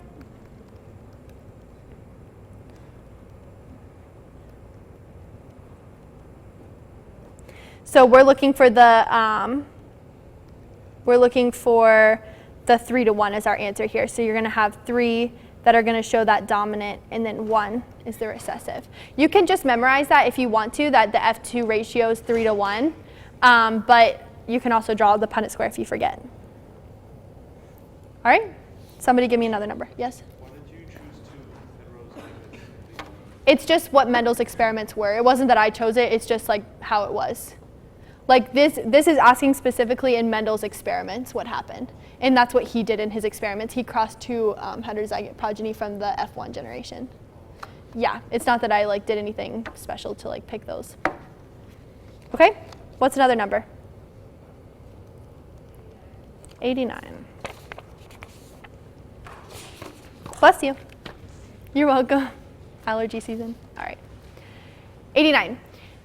So if you crossed a heterozygote for both gene A and B with a parent who was homozygous recessive for both A and B, what is the chance that their offspring will be homozygous recessive for both genes? So let's break this problem down. I'm going to do it right in here.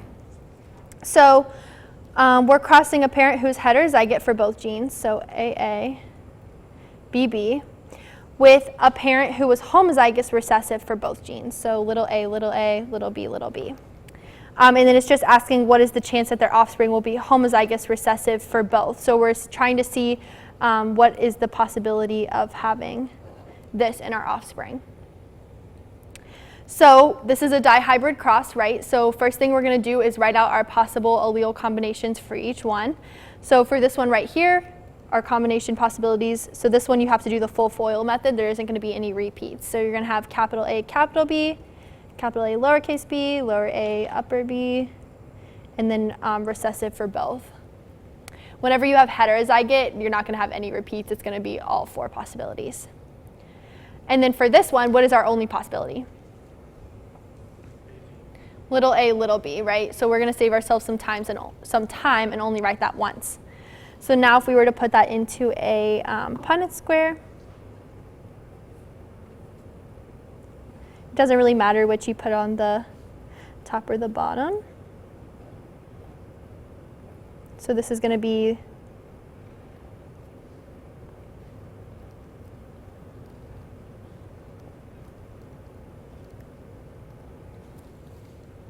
like that. So what is our chance that we're going to have an offspring with a recessive copy of both genes?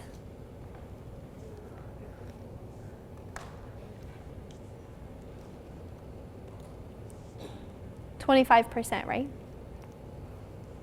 Because there's only one that has copies of both, so you could say 1/4 or 25%. And then sometimes questions can be worded where they ask you if you have a certain number of individuals, how many would be recessive for both genotypically. So you would just get the percentage first and then you can multiply and figure that out. So the easiest one to do would be if you had 100 individuals, 25 of them would be lowercase a, lowercase a, lowercase b, genotypically. Cool? All right, what's another one? Yeah, I was going to say, why don't we do the Punnett square one? Thank you.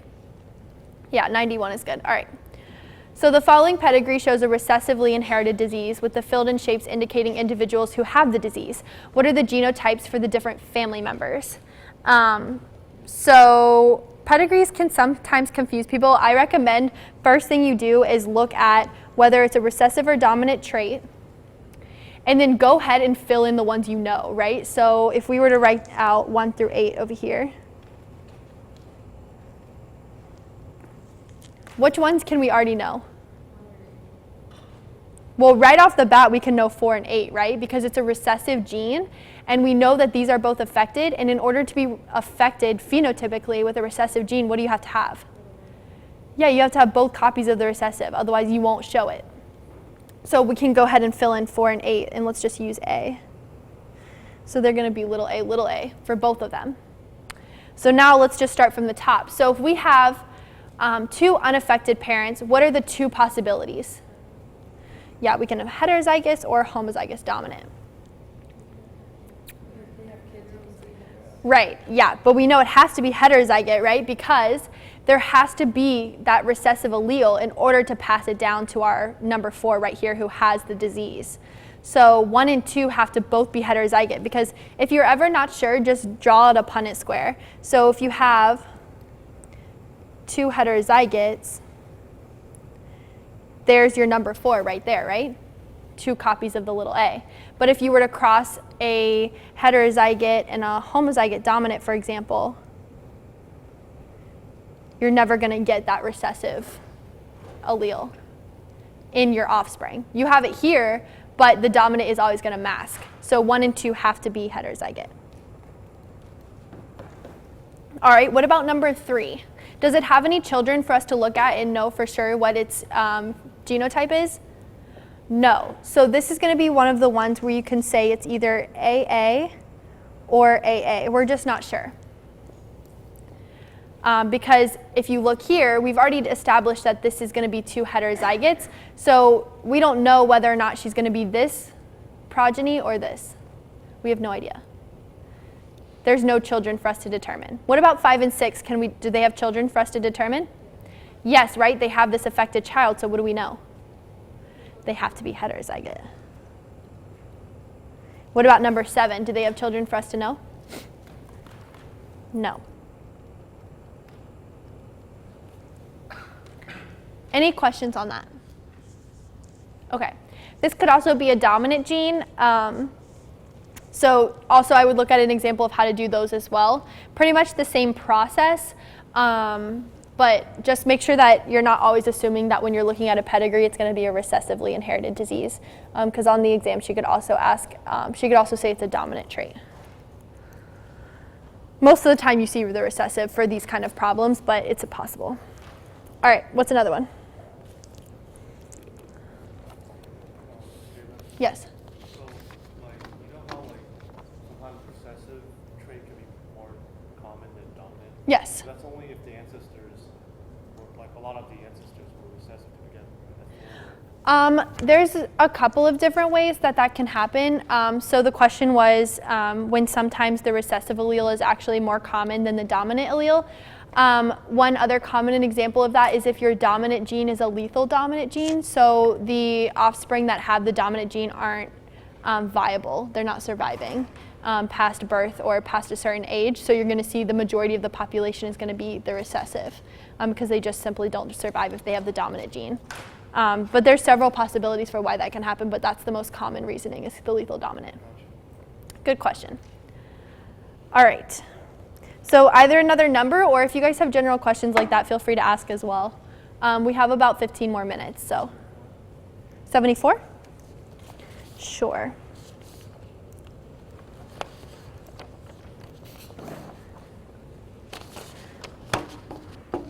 Okay, this is a good one. A homozygous red and a homozygous white flower are crossed, and the offspring are all pink. What is this an example of? What do you guys think? Incomplete dominance. So the way that you would see this written as like genotypically is you would see like this, right? And then if the offspring is like this, neither one is going to completely show. So that's why it's incomplete dominance, because it's like a mixing of the two colors. You're mixing the red and the white and you're getting a pink offspring. What would be codominance? Yeah, codominance is, yes, awesome, like blood type. Both are going to show. So for the example of blood type, if you might have the glycoproteins on the outside that are like this and like this. They're both dominant, but they'll show at the same time. Does that make sense? It'll go all the way around. Another example of that is if you have a flower that maybe has pink and red in it. So if you look up a picture of what codominance looks like, you'll sometimes see the picture, they'll have like the flower that has, so for example, if this is the flower petal, it'll be like red bleeding into white. That's another example of codominance. Yes? Yeah, of course.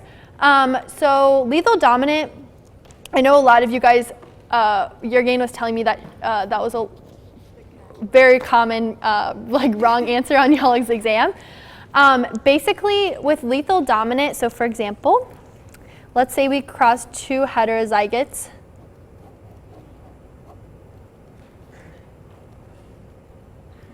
Does anyone know which of these is gonna not survive? Yeah, this one is not gonna survive. This is lethal dominant. So basically when you're doing these problems, I don't have a specific example, I don't think, but basically when you're doing these problems, your ratio is not gonna be out of 4 anymore, it's gonna be out of 3. Because when you're talking about genotypic and phenotypic ratios, you're talking about the viable, or the offspring that's surviving. Because this one most likely was never even born in the first place. So when you're looking at ratios, percentages, all that kind of thing, if you were to get a problem like this on your final exam, just make sure you're aware that this does not include it in your ratio anymore. So for example, this would be out of 3 now, not out of 4. Does that make sense? Yeah. She was telling me during the exam, she was like, I didn't expect that they were going to have such a problem with this question, because like literally everyone was asking about it during the exam. So don't feel bad if you were confused on it. You are not alone. Yes. 75. Yeah, it's saying the same thing. What did you say, 20 what? 21. Okay.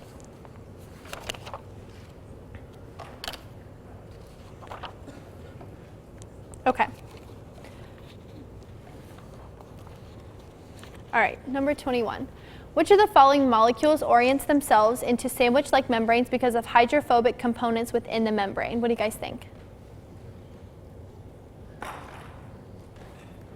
So this one is going to be D, phospholipid. And kind of the key things are sandwich-like. I know that sounds very odd, but basically this is like the very simplified way that it's drawn. So you have your, is the head hydrophobic or hydrophilic? Hydrophilic. And then these little like tail looking things right here are just a really simplified drawing of the hydrocarbon tails. So if you think about this, actually, this would be an example of a hydrocarbon tail. So it's just basically a bunch of carbons and a bunch of hydrogens. And remember that this is always going to be hydrophobic. Your hydrocarbon chains are always going to be hydrophobic. So that's going to be your middle region right here. So if you were to read the question again, they orient themselves into a sandwich-like membrane because of the hydrophobic components. So this is all going to be water on the outside of your cellular membrane, so that's why they orient themselves this way, because the hydrophobic is going to be facing inwards. Make sense? All right, let's see, how much time do we have?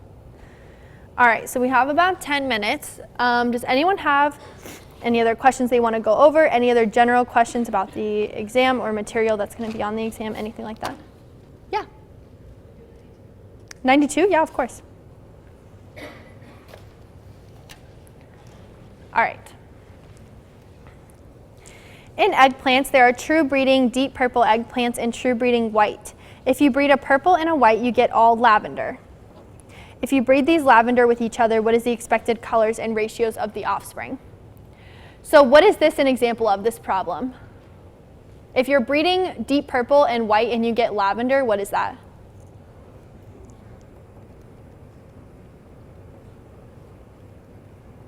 It's going to be incomplete dominance. Okay, so now that we know we're looking at incomplete dominance, we know what the alleles are going to look like, right? So this first part right here, you can kind of think of it, it's kind of similar to Mendel's experiments, right? You're taking two true breeders, you're breeding them, and you're getting all heterozygotes for your offspring, right? And then you're taking two of those offspring and breeding them with each other and seeing what happens. So we have C purple, CW, C purple, CW. And when we do our Punnett square, so remember this is going to look a little bit different because this isn't complete dominance, this is incomplete dominance. So we're not drawing one as dominant and one as recessive.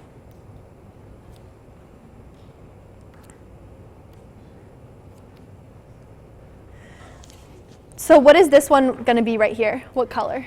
That's CP. It's going to be purple, right? The deep purple. What about this one right here? Lavender. What about this one? White. And then this one right here is going to be lavender. Because when we're looking at incomplete dominance, if it has both copies of this purple allele, it's just going to be purple. If it's going to have both copies of the white allele, it's just going to be white. But if you have one of each, then you're going to get that intermediate, that lavender color. Does that make sense? Okay. Any other questions you guys want to fit in? Yes? 90? All right. Blood type, cool. So let's do this.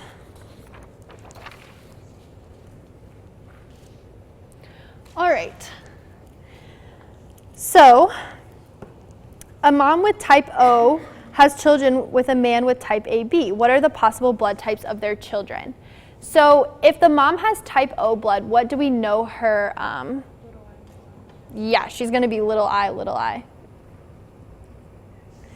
And then the man has type AB, so what is his? IAIB, right? Because there's no ambiguity with that. If they had just said type A, then our possibilities would have been IAI or IAIA, right? But if it's AB, we just know it's AB. Okay, so now we just do a typical Punnett square. So IAI, IBI, IAI, IBI.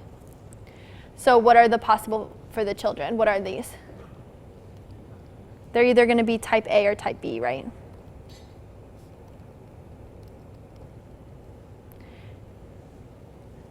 Cool. And really, if you understand what it's asking, you could probably do that even without making a Punnett square, just because you know that this one can only donate the I, and then this one's going to give one of each. So if you can do it without doing a Punnett square, that's awesome too. But anything else? What time is it? 66.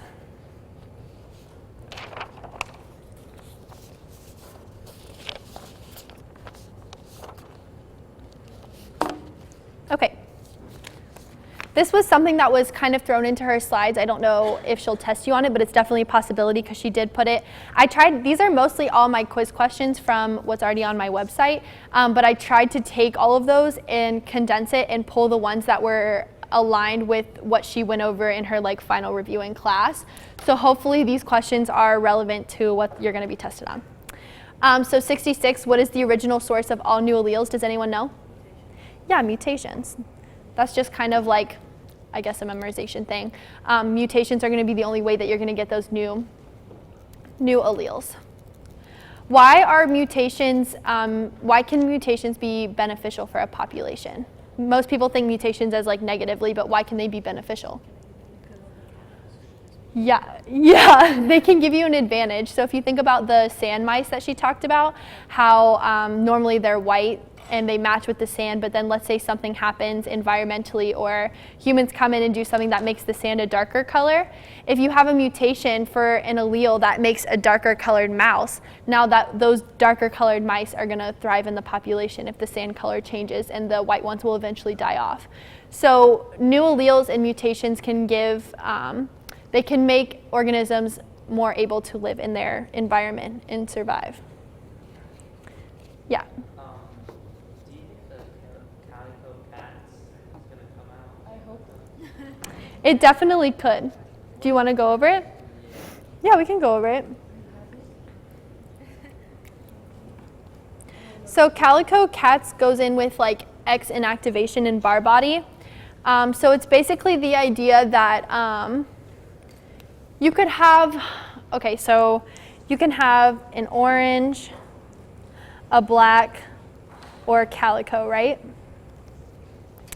So if you look, there's a really good diagram online that actually shows the colors and how they, I don't know how to log back into this, but that shows the colors and how they work. But basically the calico cats are just when you have an orange and a black allele, for example. So that's why they're almost always female, right? That's what we know about calico cats, is that they're almost always female unless you have what? Does anyone know?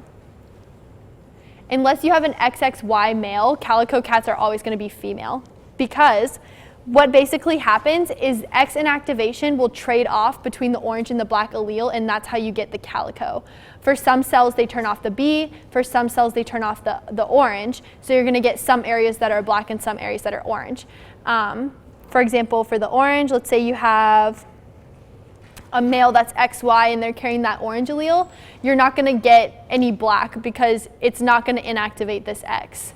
But if it's got two X's and it's got an O and a B, then it might turn off the black and give you orange, turn off the orange and give you black. But for this one, it's not going to inactivate the X. So typically, calico cats are always female. Cool? All right, we only have a couple more minutes. Does anyone have any other general questions? It doesn't have to be an actual question from my review guide. Yes. Yes, the answers aren't posted yet, just because I didn't want anyone to go through and look at them first and then, but I will post just the multiple choice answers on either my website, probably the Study Union website, and my website, just in case you check either, it'll be there. Yeah. Yeah, introns and exons. So we could just talk about them in like a general sense. So can somebody tell me RNA splicing, is that eukaryotes or prokaryotes? Eukaryotes, awesome. Remember, prokaryotes don't do all that extra stuff to their mRNA before it leaves the nucleus. Eukaryotes are going to have RNA splicing. What are the other two things? 5' cap, and then what's the other one? Poly A tail, awesome. So RNA splicing is basically when you have a string of RNA like this. Yeah, what did I say? No, yeah, I was gonna. Oh, okay. I didn't know if that's what I said. Yeah, so you're going to have sections. So exon, intron, exon, intron, exon. In mRNA splicing, the extrons are going to come out and the introns are going to come out and the exons are going to be linked together. So you're going to be left with just the 3 exon regions. Does that make sense? So I think Yergain made a really good analogy. So she said exons are what's expressed. So that's how you can remember it, the E's. Yeah. When does the pre-mRNA become mRNA? Good question. Pre-mRNA becomes mRNA once it's done processing and it can actually leave the nucleus. So we have to do those 3 things. We have to do the RNA splicing, the poly A tail, and the 5' cap. And then it'll go from pre-mRNA to mRNA.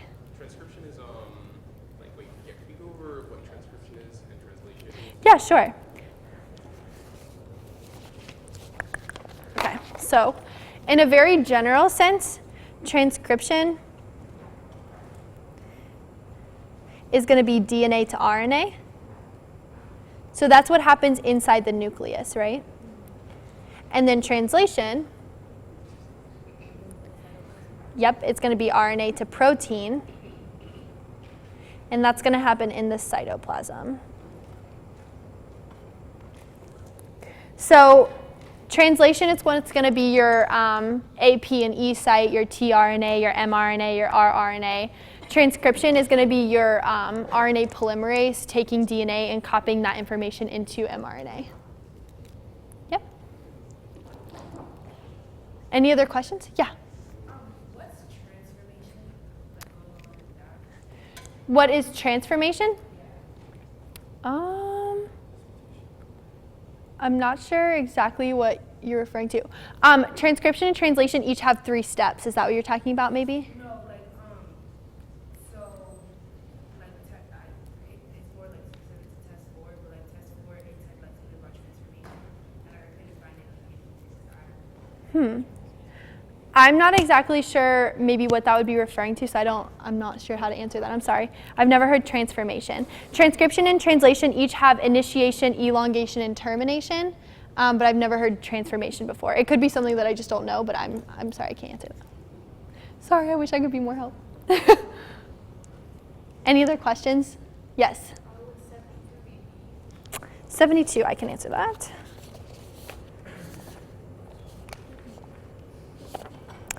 Black hair for horses is dominant over brown. However, when a homozygous dominant-haired female is crossed with a homozygous dominant male, a few show a whitish tan color. What would be the explanation? So this one is actually meant to be epistasis. The tan can kind of throw you off, but it's this whitish part that really matters. It's really meant to be the absence of pigment that makes it epistasis, because you're crossing black and brown and you're getting white, so there's some type of extra thing going on there, which makes it epistasis. Yeah. All right, well, I think that is all the time that we have, but thank you all so much for coming. I hope this was helpful. I hope I didn't confuse you at all. And good luck on your final exam. Y'all are all going to do great. It was really fun doing this semester, and I hope my quizzes and everything were helpful. And if you're a science major, then come talk to me. We can talk.